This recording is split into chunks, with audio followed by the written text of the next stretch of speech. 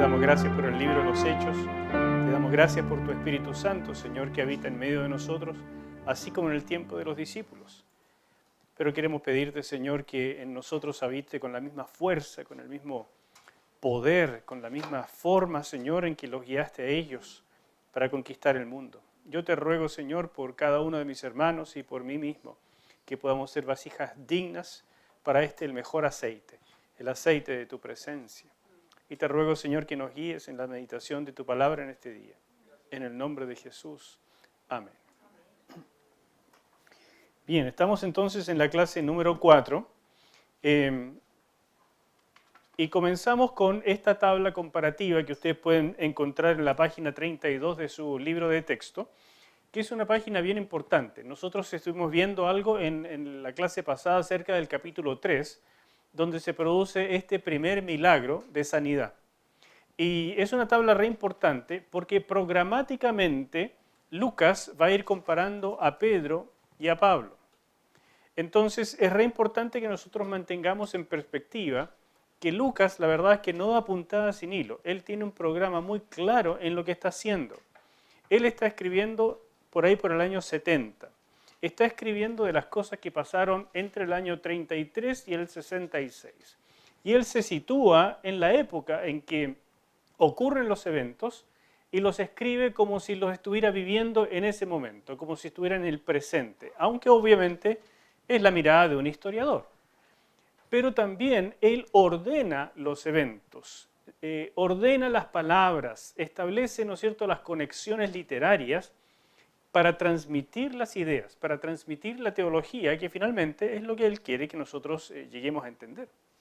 Es la manera en que la iglesia iba entendiendo su propia vida, su propia situación, o sea, su autoentendimiento. Y también iba entendiendo lo que hizo el Señor Jesús. Así que todas estas dimensiones bien complejas tenemos en el libro de los Hechos y en realidad en todo libro de la Biblia. Pero Lucas es sin duda un maestro, porque él tiene estos dos volúmenes en perspectiva. Por una parte, el Evangelio de Lucas, describiendo lo que hizo el Señor, y después el libro de los Hechos, mostrando la continuidad del trabajo del Señor, pero ahora en los discípulos. En el libro de los Hechos no se mencionan muchas personas que hagan milagros, a pesar de que se dice que ocurrían bastantes. Pero los que sí se mencionan son Pedro y Pablo, y la comparación es sumamente evidente. En el capítulo 3, donde estuvimos la clase pasada, Pedro sana a un paralítico, ¿no es cierto?, a un cojo de nacimiento, más bien dicho. Y en el capítulo 14 resulta que el milagro que es mencionado de Pablo es también la sanidad de un hombre cojo de nacimiento. En el capítulo 5, la sombra de Pedro produce sanidades. Claro, una cosa espectacular, casi uno diría increíble. ¿Y qué ocurre en el capítulo 19? La gente empieza a usar los pañitos, cualquier cosa que haya tocado el cuerpo de Pablo para llevar a los enfermos y se producían sanidades. Entonces una comparación de dos eventos que son totalmente fuera de lo normal. En el capítulo 5 menciona Lucas que el éxito en el ministerio de Pedro produce celos entre los judíos y en el capítulo 13 exactamente lo mismo en relación con Pablo. En el capítulo 8 está el enfrentamiento con un mago, Simón el mago, un hombre que es bien importante en la historia y lo veremos cuando lleguemos al capítulo 8. Y en el capítulo 13 encontramos el enfrentamiento de Pablo con Bar Jesús, que también es un mago y que está estorbando el mover del reino. En el capítulo 9, Pedro resucita a Tabita, Dorcas, ¿no es cierto? Y en el capítulo 20, Pablo lo hace con Eutico. Entonces uno se da cuenta que en una lectura rápida a lo mejor no nota esto, pero si uno lo va comparando en una tabla, es súper evidente que lo que Lucas está tratando de hacer es mostrarnos que estos dos son iguales, que Pablo no tiene nada que envidiarle a Pedro. Y es importante porque Lucas, recuerden, fue compañero de viajes de Pablo. Y Lucas, como parte de su programa en esta escritura, es mostrar apologéticamente, o sea, como una defensa, el apostolado de Pablo, que no fue uno de los 12, pero que él quiere mostrar tiene las mismas credenciales, las mismas características del gran Pedro. ¿Se fijan? Así que mantengan esa tabla en perspectiva en la medida que vayamos avanzando. Lo que va ocurriendo acá es que comienza de manera mucho más clara la separación del movimiento que está comenzando del judaísmo antiguo. En los primeros capítulos, del capítulo 3 al 5, no se notaba tan claramente esa diferencia. Probablemente los primeros discípulos se autoentendían como una rama de Israel, como una secta del judaísmo, una nueva secta mesiánica, la que por supuesto tenía la verdad, porque ellos sabían que el Mesías que ellos proclamaban era realmente el Mesías. Ellos se sentían discípulos de los últimos tiempos, en un mover muy escatológico, todo lo que ya hemos visto. Pero ellos probablemente no se sentían fuera del judaísmo. Pero el judaísmo, más rápido que tarde, los fue viendo a ellos como fuera del judaísmo y se lo hicieron sentir. Entonces las persecuciones que nosotros tuvimos que empezar a examinar ya en la clase pasada, les fueron haciendo ver, los empujaron a autoentenderse de una manera diferente. Literalmente, como digo, la oposición los empujó a una segunda etapa de autoentendimiento. O sea, nosotros seguimos siendo judíos, pero ¿de qué clase? ¿Cuál va a ser nuestra relación con la ley, con el templo? ¿Cuál va a ser nuestra relación con los demás judíos y sobre todo con el liderazgo judío? ¿Qué somos nosotros? Eso les obligó a ellos a autoentenderse. La relación con los gentiles es totalmente nueva. Por supuesto, para nosotros, gentiles del siglo XXI, estos como que no son preocupaciones. Pero es muy importante en esta etapa por el autoentendimiento. Y nos ayuda en los principios que ellos aprendieron de esto a trabajar hoy también en nuestra forma de ser como iglesia, que también fácilmente puede fosilizarse en ciertas tradiciones. Y finalmente nosotros somos más seguidores de tradiciones que de cristianismo. El cristianismo es seguir a Cristo y Cristo tiene un objetivo, ganar a las personas, devolverlas al reino de Dios. Entonces Él hace, pero lo impensable, deja la eternidad, se vuelve hombre, se vuelve siervo, llega hasta la cruz.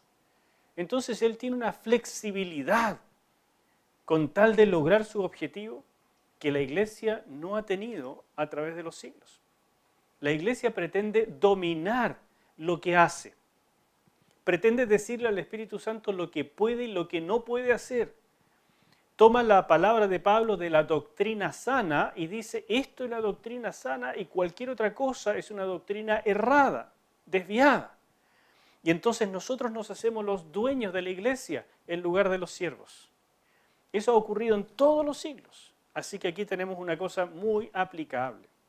El episodio en particular del capítulo 5, donde vamos a estar ahora un rato, que es este enfrentamiento de Pedro con Ananías y Zafira, dejó a la iglesia sumergida en una especie de áurea de santidad, ¿no es cierto? De poder, casi de temor, porque lo que ocurrió es totalmente fuera de lo común. Sin embargo, tiene muy fuertes ecos del Antiguo Testamento. Entonces es un episodio que Lucas va a destacar grandemente porque él quiere mostrar que esto es en realidad parte de la tradición de Israel y que es algo esperable en un movimiento caracterizado por la presencia de Dios.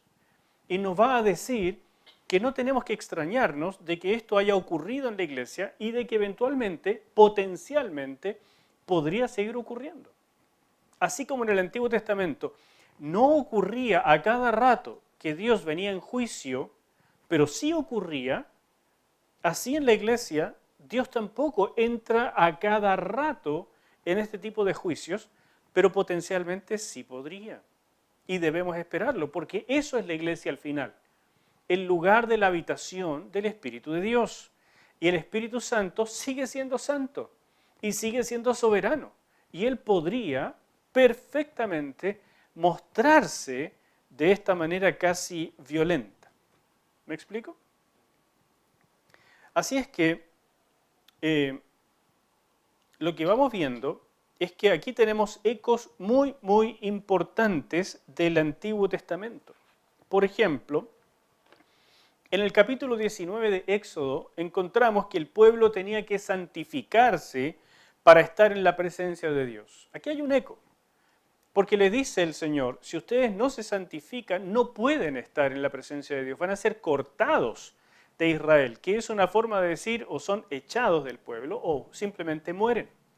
Entonces, ¿qué es lo que uno esperaría en una asamblea donde el Espíritu Santo se mueve potentemente cuando viene gente mintiendo?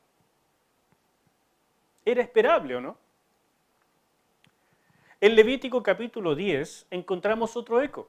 Allí están Nadab y Abiú, hijos de Aarón, que acaban de ser ungidos como sacerdotes, pero ellos presentan ese fuego extraño que nunca sabemos exactamente de qué se trata, pero es algo que le desagradó a Dios profundamente. ¿Y qué ocurrió? Salió fuego de delante del Señor allí en el lugar santísimo y los quemó y murieron y tuvieron que sacarlos desde el tabernáculo mismo. Así que tenemos un eco. Ocurren estas cosas cuando uno transgrede la santidad de la presencia de Dios. En 2 de Samuel, capítulo 6, versículos 6 y 7, está narrada la muerte de Usa, porque tuvo este atrevimiento de sujetar o tratar de sujetar el arca cuando se iba cayendo. Entonces, menospreciar las cosas santas puede traer consecuencias. Y si uno tiene todas estas cosas en mente, entonces no es tan extraño lo que ocurrió con Ananías y Zafira, a menos que pensemos que la iglesia es menos potente, es menos santa, es menos presencia de Dios que lo que fue el Israel del Antiguo Testamento. Y lo que trata de decir Lucas es precisamente lo contrario. La iglesia es más que lo que fue el pasado. Josué capítulo 7, el pecado de Adán, tiene además un paralelo que es casi lineal, porque se usa la palabra sustrajo, que es la misma que en el capítulo 2 de Hechos 5 se usa para lo que hicieron Ananías y Zafira. Es la misma palabra en el sentido de que el Antiguo Testamento traducido al griego, ese libro se llama Septuaginta. La Septuaginta, en el griego de la Septuaginta, en Josué capítulo 7, versículo 1, dice que Acán sustrajo del anatema, sustrajo, quitó algo que no le correspondía. Y eso produjo finalmente su muerte directamente por Dios. Y en caso de Ananías y Zafira se usa la misma palabra griega, cuando ellos en realidad estaban dando algo que era de su propiedad, o sea, no estaban robando. Pero como ellos habían dicho que eso era el total de la venta, entonces ellos consagraron ese monto para Dios. Y al quitar algo por mentira, usa la misma palabra para un robo, ellos sustrajeron. De paso, entiendan lo que para el Señor significa quedarse con algo que le pertenece a Él. Cuando uno se queda con algo que le pertenece al Señor, por ejemplo, el diezmo, Dios lo considera de esta manera. Es sustraer algo que uno ha consagrado o que debería consagrar solo para Él. Números capítulo 30, versículo 2 dice, cuando alguien hiciere voto a Jehová, y ahí continúa, después dice, no quebrantará su palabra. Para el Señor esto es algo muy serio. Y en Deuteronomio 23, 21, cuando haces voto a Jehová tu Dios, no tardes en pagarlo, porque ciertamente lo demandará Jehová tu Dios de ti. De manera que Ananías y Zafira en el capítulo 5 de Hechos hicieron algo que si uno es un judío conocedor del Antiguo Testamento, podría esperar perfectamente que fuese violentamente castigado. Ahora, primero que nada, uno tiene que ser un conocedor del Antiguo Testamento y en segundo lugar, uno tiene que recibir por revelación lo que estaba ocurriendo. Ambas cosas ocurrieron en el caso de Pedro. Por lo tanto, nos está diciendo que estos líderes que gobiernan la iglesia no son solamente personas, sino que son personas llenas del Espíritu Santo. Y eso, finalmente, es lo que produjo esta especie de ambiente, de áurea, de sensación, de temor en las personas. Porque el Espíritu de Dios estaba ahí. Para la iglesia, para las personas que estaban, ¿no es cierto?, comenzando, esto produjo algo que es re importante. Produjo un autoentendimiento. Ellos tenían, ¿no es cierto?, una especie de... estaban empezando a entender esta gran distinción de lo que es el nuevo movimiento versus el antiguo Israel. El antiguo Israel estaba caracterizado por el templo,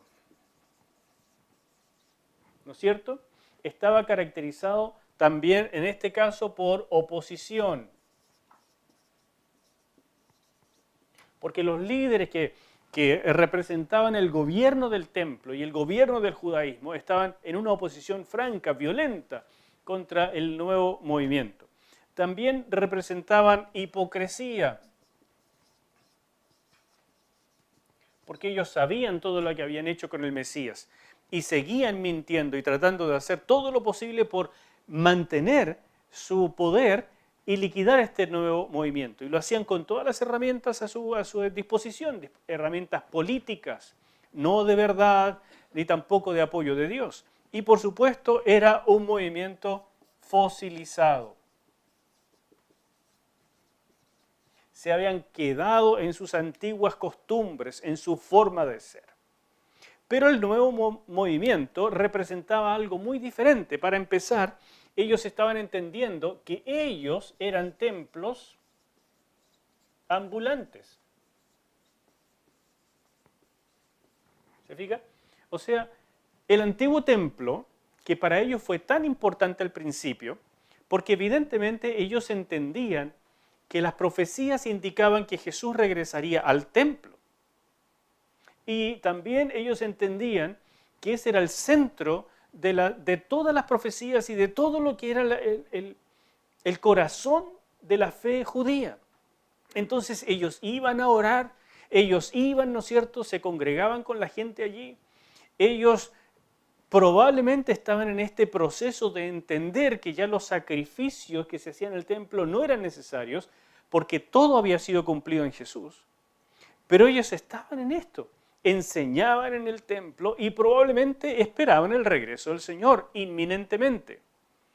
Tuvieron que entender a través de todas estas cosas que el templo debía ser dejado de lado y que el templo en el fondo no contenía la presencia de Dios, sino que ellos, llenos del Espíritu Santo, eran templos ambulantes y ellos eran entonces los que llevaban y representaban a Dios. Ese es un entendimiento revolucionario. Ustedes imagínense lo que significa. 2000 años de tradición, 1500 años de la ley mosaica. Mucho tiempo, es más que todo lo que hemos vivido aquí en Chile de nuestra independencia. Es 10 veces más. Y toda esa tradición, toda esa cultura está siendo cambiada en este minuto de forma violenta. Y tienen que autoentenderse de forma completamente nueva. Entonces ellos tenían que entender que todo sacrificio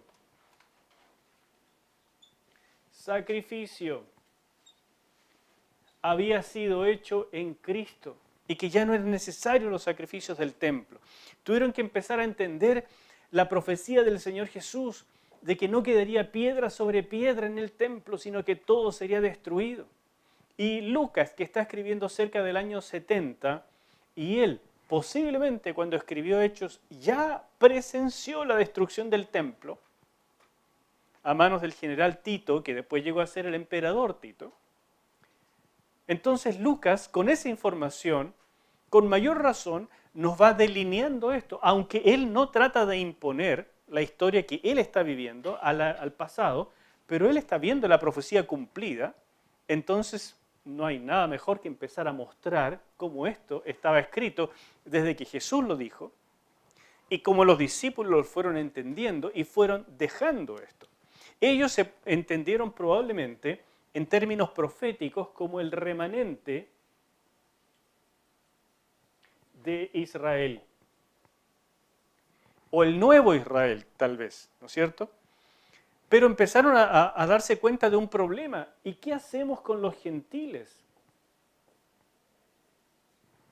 ¿No es cierto? ¿Qué hacemos con ellos? ¿Qué hacemos con los samaritanos?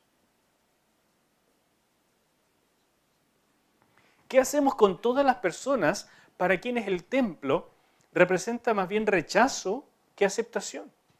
Porque los gentiles podían llegar hasta cierto punto, pero no podían hacer nada más, a menos que fueran prosélitos.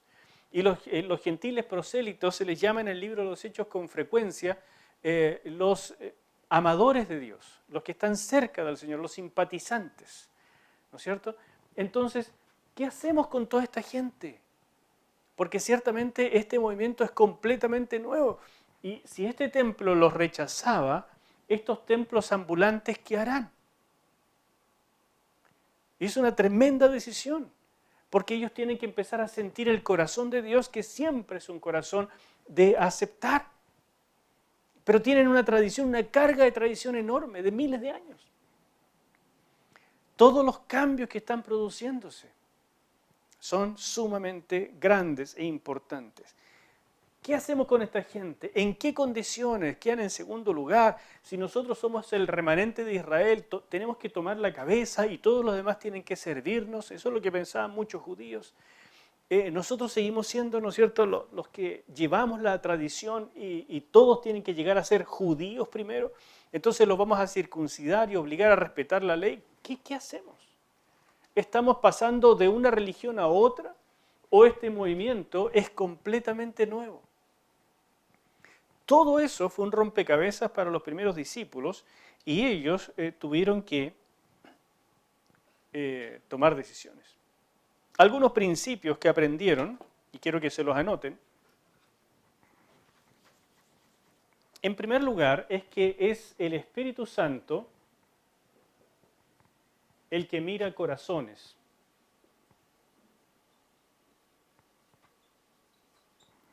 Es Él el que decide a quién levanta y quién no es apto, o sea, quién es grande en el reino. Y el que es grande en el reino es aquel que actúa con los principios de Cristo. Entonces ellos como templos ambulantes tienen que empezar a darse cuenta de que actuar según los principios de Cristo, o sea, imitar al Maestro, dejar que el Espíritu Santo forme a Cristo en ellos, es la manera de llegar a ser grandes. Y eso es revolucionario. Entonces ellos tienen que empezar a darse cuenta que este nuevo movimiento se caracteriza por el Espíritu Santo. Y no son ellos los dueños de la doctrina del Espíritu Santo, sino que el Espíritu Santo es el dueño de la iglesia. Y esto es completamente nuevo para ellos. Ellos tienen que entender, ¿no es cierto?, que el liderazgo de la iglesia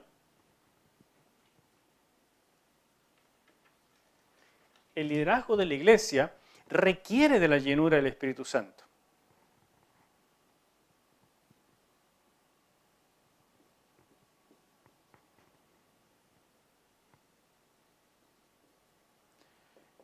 No es opcional, es una necesidad absoluta, porque frecuentemente va a haber choques. Cuando el liderazgo está lleno del Espíritu Santo, no es fácil de engañar, como le ocurre a Pedro. Pedro queda en una posición tan sólida, tan seguro de lo que está haciendo. Mientras nosotros con frecuencia tenemos que hacer largas sesiones de ayuno y oración para siquiera medio vislumbrar la voluntad de Dios. Y lo que nos dice el libro de los Hechos es cuando un líder está lleno del Espíritu Santo, sabe lo que está pasando ahí mismo. El Espíritu Santo le dice. Entonces nos está mostrando cómo es, desde la perspectiva de Dios, el liderazgo de la iglesia. Y es un tremendo reto, hermanos, porque esto es un principio eterno. Aquí no estoy hablando de algo simpático que descubrimos en el libro de los Hechos. Esto es un principio de cómo Dios pensó la iglesia. Aquí en el primero es que Dios mira los corazones y lo que Él mira es este principio de descender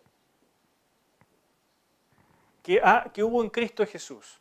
Y si no está este principio, no es esa la forma de vida, entonces las personas no están capacitadas para el liderazgo. Él mira que los líderes deben ser llenos del Espíritu Santo. No es una opción. No es que si es simpático, bueno, lo dejamos. Si tiene mucho conocimiento, entonces lo dejamos. Es que es tan servicial, entonces lo dejamos. O está lleno del Espíritu Santo, o realmente no puede ser líder. Debe ser seguidor, está bien, puede ser cristiano, no hay problema, pero el liderazgo es una cosa muy delicada. Otro principio que tenían que aprender es que Satanás va a tratar de infiltrar.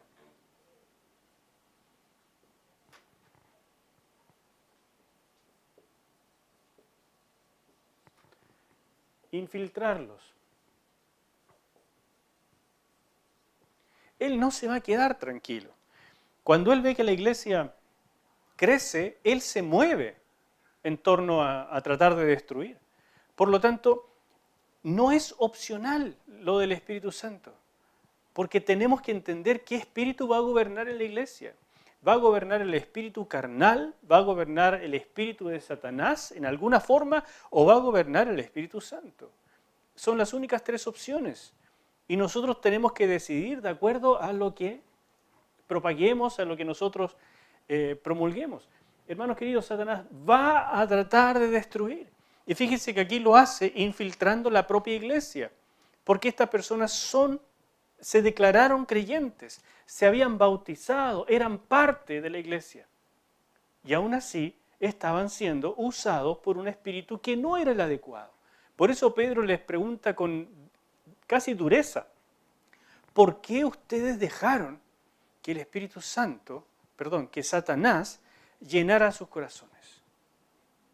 Él les dice, no, oye chiquillos, están un poco equivocados, lo que están haciendo es una mentira, no está bien, fíjense, así que oremos juntos. No, él dice, ustedes están siendo llenados del espíritu del diablo. Y esto no funciona. Así no entre nosotros. Entonces,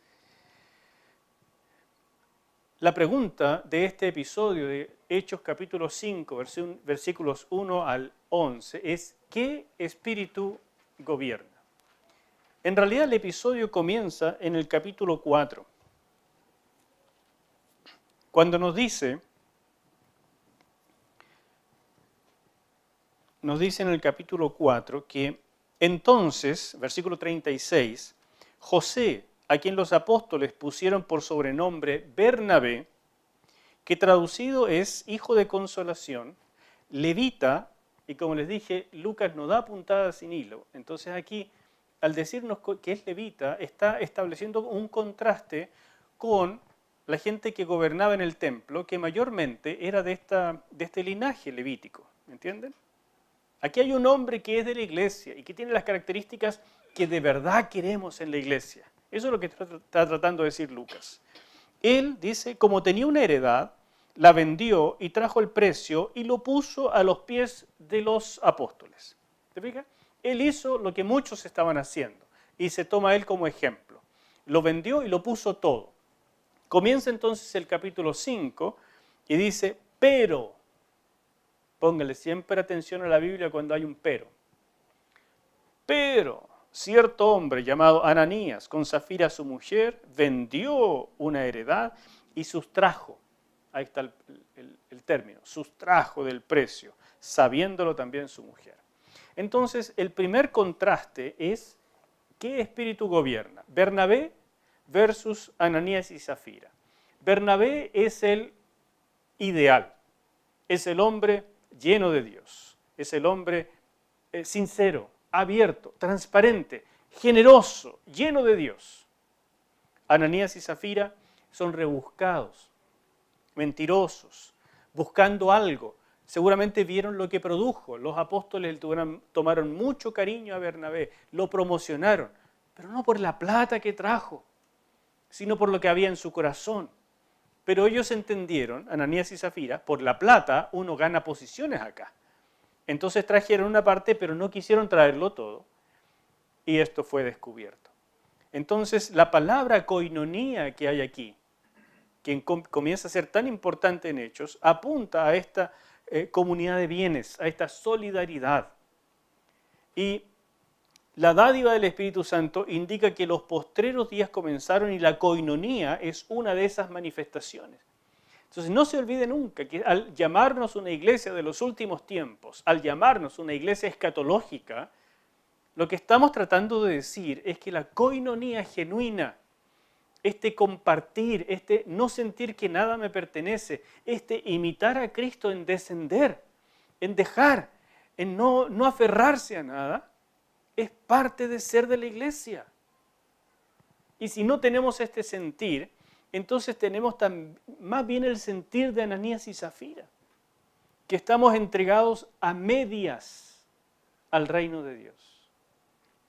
Por eso es tan desafiante el libro de los Hechos, porque verdaderamente nos desnuda. El propósito de la iglesia no es practicar la comunidad de bienes, sino el amor. Esa es la motivación. O sea, cuando yo comparto, no es porque quiero ganar cierto prestigio o rango en la iglesia. Es porque el amor simplemente me lo demanda. Lo que hicieron Ananías y Zafira no solo fue quedarse con dinero, sino mentir para algún propósito, algún beneficio personal. Y así le dieron lugar al diablo. Entonces Lucas va a enfatizar una y otra vez en su evangelio y en el libro de los Hechos de que aún los creyentes le podemos dar lugar al diablo. ¿Cómo? Tan simple como usar las artimañas del diablo. Tan simple como ser mentirosos, ser con doblez, ser una persona de doble ánimo. Tan simple como fingir lo que no somos. Eso le da lugar al diablo. Y los verdaderos líderes lo descubren. Los otros se dejan engañar por los diezmos altos, por las ofrendas, por los regalos, porque le pagan las vacaciones al pastor, etcétera, etcétera. Esto ocurre, es frecuente y produce la muerte de la verdadera iglesia, porque le quita el vigor espiritual. Aunque el templo permanezca, ¿no es cierto?, la estructura física, aunque permanezca la estructura de liderazgo, los cultos, los horarios, pero se queda sin el caracol, queda solo el cascarón. Pedro versus Ananías es también otro contraste importante. Pedro representa al líder lleno de Dios. Ananías y Zafira representan cristianos, entre comillas, llenos del espíritu del diablo. ¿Qué espíritu va a gobernar en la iglesia? Lucas quiere destacar con este episodio que esto era una verdadera confrontación entre el Espíritu Santo y el espíritu diabólico. Y lo que él quiere decirnos es que la iglesia vence cuando está llena del Espíritu Santo. De lo contrario, el espíritu diabólico fácilmente se lleva el crédito y se lleva la victoria. No olviden que cuando luchamos contra el diablo, luchamos con un espíritu que es más poderoso, más inteligente, más antiguo que nosotros. Si no luchamos con el Espíritu de Dios, entonces no tenemos muchas opciones. Y con tanta frecuencia, el ministerio de la iglesia es más bien la carne humana tratando de luchar contra el diablo, que al final le hace el juego.